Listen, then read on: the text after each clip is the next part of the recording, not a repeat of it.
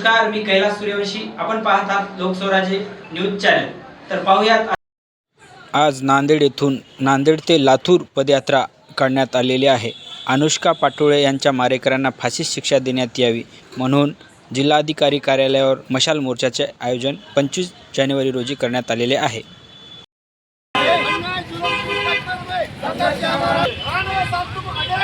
मशाल मोर्चाचं आयोजन केलं आहे आणि आज नांदेड येथून आपण महापदयात्रेला सुरुवात केली आहे. तर त्यापुढे आपली काय भूमिका असणार आहे अनुष्काला न्याय मिळवून देण्यासाठी? अनुष्काची हत्या झाली हा मानवतेला काळिमा फासणारा प्रकार आहे. विशेष म्हणजे ज्या दिवशी ज्या महान अशा मातेने सावित्रीबाई फुलेने या देशातल्या दलितांना, महिलांना, मागासवर्गीयांना शिक्षणाचा अधिकार मिळाला पाहिजे म्हणून स्वतःच्या अंगावर शेणमारा सहन केला आणि ज्ञानाचा दिवा शेवटच्या माणसाच्या, दीनदुखी माणसाच्या घरामध्ये लावण्याचं काम केलं. त्या सावित्रीमाईच्या जयंतीच्या दिवशी नवोदय विद्यालयासारख्या एका नामांकित म्हणजे केंद्राच्या अधीन असलेली ही संस्था, नावाजलेली संस्था, या संस्थेमध्ये अतिशय हुशार असलेली अनुष्का, तिची हत्या होते. या हत्येचा उलगडा या ठिकाणी आज तागायत झालेला नाही. कारण या हत्येच्या पाठीमागं जी काही यंत्रणा आहे त्या ठिकाणी चालू असणारा काळा बाजार, त्या ठिकाणी होणारा वेगळ्या प्रकारचा अत्याचार कदाचित अनुष्काला माहीत असावा आणि अनुष्का ही हुशार आहे, प्रामाणिक पोरगी आहे, ती बाहेर काढेल आणि मग आपलं सगळं जे काय ते उघडं पडेल. याच भीतीपोटी तिची हत्या करण्यात आलेली आहे. वास्तविक पाहता तिला फाशी देऊन मारण्यात आलेला आहे आणि फाशी घेतली असं जे भासवण्याचं काम झालेलं आहे. ही गोष्ट या अन्यायाला, या अत्याचाराला पाठीशी घालण्यासाठी हे सगळं केलेला प्रकार आहे.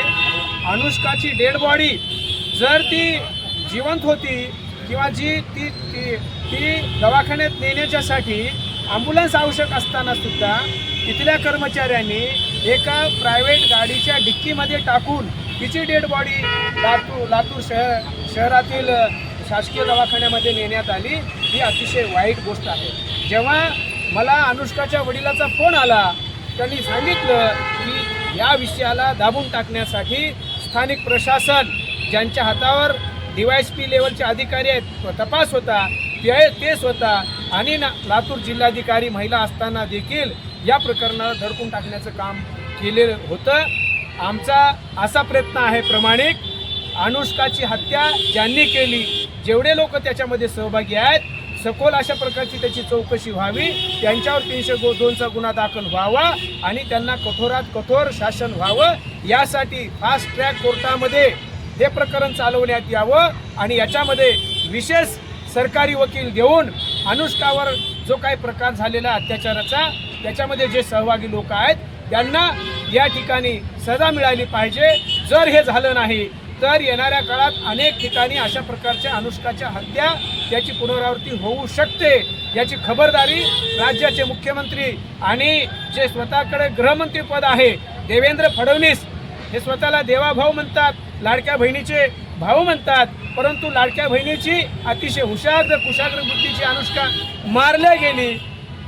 या बाबतीमध्ये स्वतः देवेंद्र फडणवीस लातूरला प्रचाराला गेल्याच्या नंतर त्या ठिकाणी टाका येथे जाऊन त्या कुटुंबियाची भेट घेणं गरजेचं होतं, त्यांना दिलासा देणं गरजेचं होतं, विश्वास देणं गरजेचं होतं. पण हे देवेंद्र फडणवीसाकडून झालेलं नाही. ही वस्तुस्थिती आहे आणि ही बाब अतिशय संतापजनक आहे. या गोष्टीचा निषेध जेवढा करावा तेवढा कमी आहे. आम्ही नांदेडहून पदयात्रेच्या स्वरूपामध्ये लातूरच्या दिशेनं निघत आहोत. माझं नांदेड जिल्ह्यातील, बीड जिल्ह्यातील, लातूर, उस्मानाबाद आसपासच्या सर्व स्वाभिमानी पालकांना, विद्यार्थ्यांना, कार्यकर्त्यांना, सर्व संघटनांच्या पदाधिकाऱ्यांना नम्र निवेदन आहे, अनुष्काच्या घटनेमध्ये जो काही प्रकार झाला, अनुष्काची जी हत्या झाली, त्याला वाचा फोडणे ही आपली नैतिक जबाबदारी आहे. या ठिकाणी आपण सगळे तयारी करून लातूरमध्ये 25 तारखेला मशाल मोर्चामध्ये सहभागी व्हावं, हे आव्हान मी या ठिकाणी करीत आहे. धन्यवाद. लोकस्वराज्य आंदोलनाचे संस्थापक अध्यक्ष प्राध्यापक वरांडे सर यांनी राज्याचे मुख्यमंत्री फडणवीस साहेब ह्या महानगरपालिकेच्या प्रचारात मोठ्या रणधुमाळीमध्ये येऊन त्यांनी आपली प्रचार यंत्रणा हे करून त्या कुटुंबाला भेट न देता ते निघून येत, त्यावेळी त्यांच्या विरोधात संतापजनक प्रतिक्रिया या लोकस्वराज्य आंदोलन संघटनेकडून आल्या आहेत. धन्यवाद. मी सचिन वाघमारे. अशाच बातम्याच्या अपडेटसाठी लोकस्वराज्य न्यूज चॅनलला सबस्क्राईब करा, शेअर करा आणि लाईक करा.